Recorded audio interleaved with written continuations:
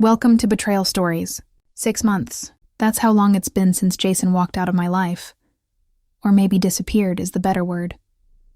183 days since I came home to an empty house, and a silence that swallowed every sound. No note.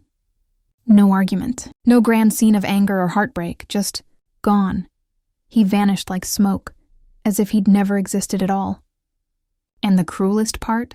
Everyone, my family, his family, even strangers online, thinks I deserved it. Maybe they're right. My name is Lauren, and this is how I lost everything. Not because someone betrayed me, but because I betrayed him. It all began with something small. So small that at the time I didn't even think twice. I'd left my laptop open on the kitchen counter while I went to answer the door. A delivery, nothing important. When I came back, Jason was standing there, frozen, staring at the screen. There was something eerie about his stillness. Jason was never still. He was expressive, vibrant, the kind of man whose every emotion played clearly across his face. But now, nothing, just a blank expression. That was my first warning sign. "What's wrong?" I asked. He didn't answer. Just quietly closed the laptop, turned, and walked upstairs. The sound of drawers opening, the closet door sliding, and then my stomach dropped. When I got there, he had a suitcase on the bed, methodically folding his clothes. "Jason, what are you doing?" No answer. His movements were calm, precise, too calm. He packed only essentials. His work clothes, his shaving kit, his grandfather's watch, the one he cherished most. Nothing we'd bought together, nothing that carried us. "Please talk to me," I said, panic creeping into my voice. Finally he stopped, looked at me. But it wasn't the Jason I knew. His eyes were distant, hollow. "I saw everything," he said quietly. Everything. The word hit like ice. Then I realized my email. The messages. Months of messages between me and Alex, a coworker.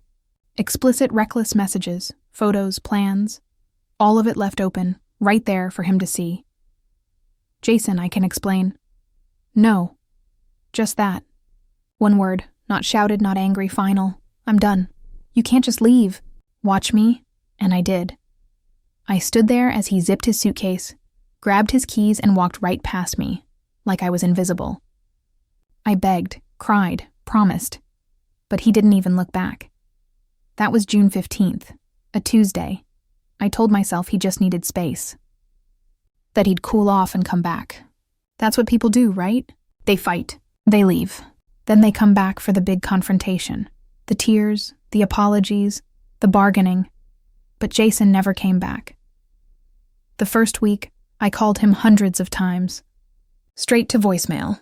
I texted essays, apologies, explanations, pleas, all marked as delivered, never read. By the second week, I drove to his work. They said he'd taken a leave of absence. I went to his brother's place. No one answered. His parents' house. His mother looked at me through the window and closed the curtains.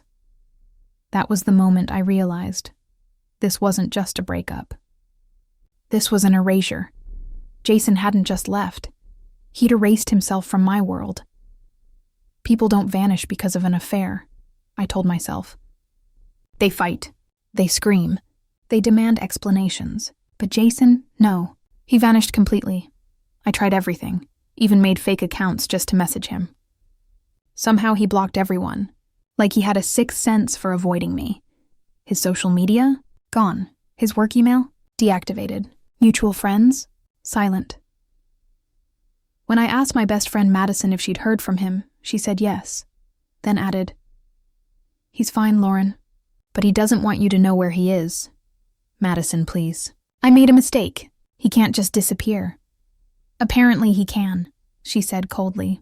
"And after what you did, I don't blame him." "What I did?" She sighed. "You had an affair with his cousin's husband.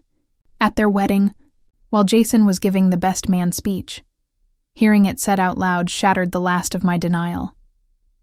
Alex, Jason's cousin's husband. Emma's new husband, that night, their wedding night. While Jason stood before hundreds, talking about love and commitment, I was in a coat closet destroying hours. When Madison told me Emma had seen the messages too, I thought I might throw up. She'd found them the same day. The same email I left open while printing directions. Jason must have been showing her something when they saw everything. Everything. The humiliation. The betrayal, not just of me cheating, but of who I cheated with and when. By the second month, I was unraveling. Jason had moved with surgical precision. Our joint bank account split perfectly. He took half. Not a dollar more. He even removed every trace of himself from the house. His clothes, books, toothbrush, the movie posters I used to hate. Gone. I hired a private investigator. He found nothing. Jason had changed his number, moved states, paid in cash, left no trail. The only thing left was the divorce papers, filed in Nevada, a no-fault state. Clean. Efficient. Cold. I refused to sign. It felt like the only power I had left. If I held out, maybe he'd have to face me. But my lawyer said otherwise. He doesn't need you to sign, Lauren. He can finalize it without you. Still, I couldn't. Not without seeing him one more time. I started haunting his old places. The coffee shop where we had our first date.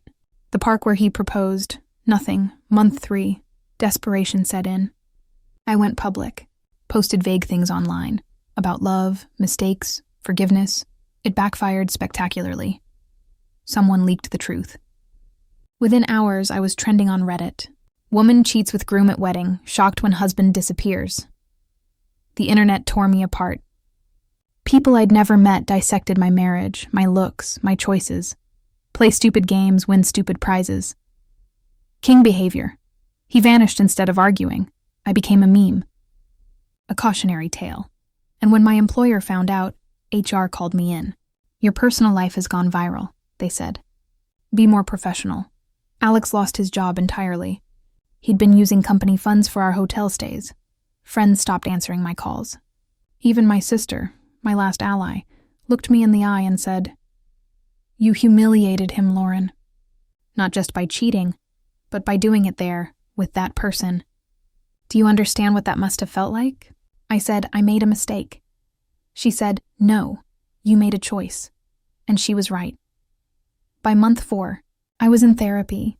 Dr. Martinez, the first person who didn't treat me like a monster. She asked why I'd done it. Excitement, I said. Jason was steady, predictable. Alex was dangerous.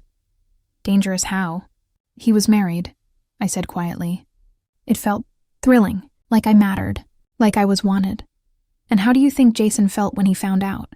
Betrayed, I said. Hurt, angry. What else? I hesitated. Then said, humiliated, like his whole life was a lie. Dr. Martinez nodded. And what do people who feel that way need most?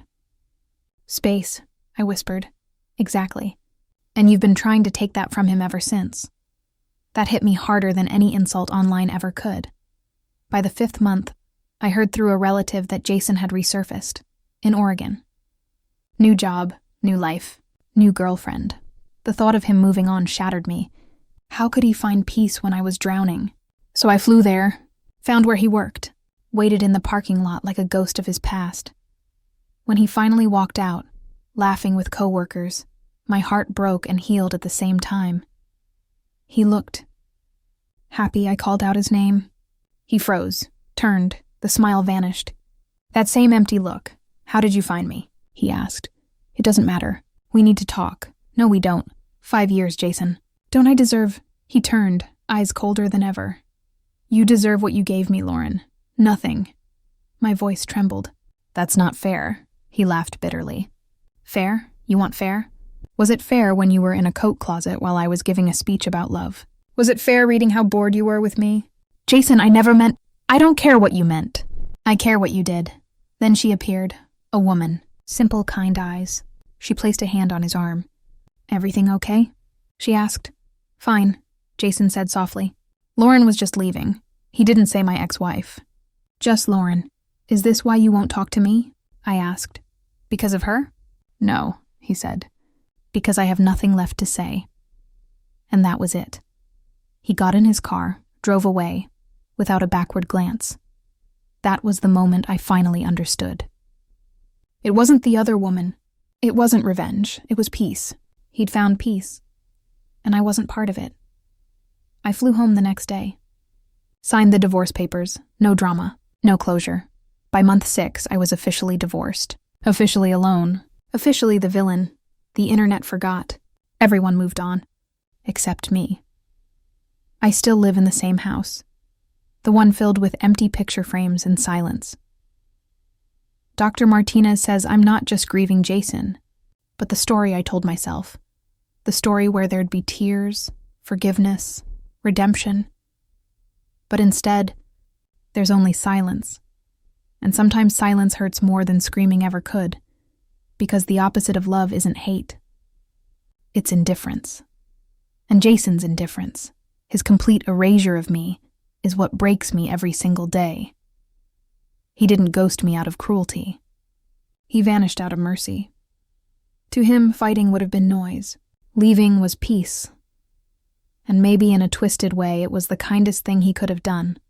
For both of us. Because I had already left him long before he left me. Every lie. Every text. Every choice. A slow goodbye. He just made it final, and now, 6 months later, I finally see it for what it is. Not punishment. Not revenge, just the quiet consequence of a love I destroyed. Maybe someday I'll forgive myself. But today, I just sit in this silence. And for once, I don't chase it away. Because silence is what I gave him. And silence is what I deserve.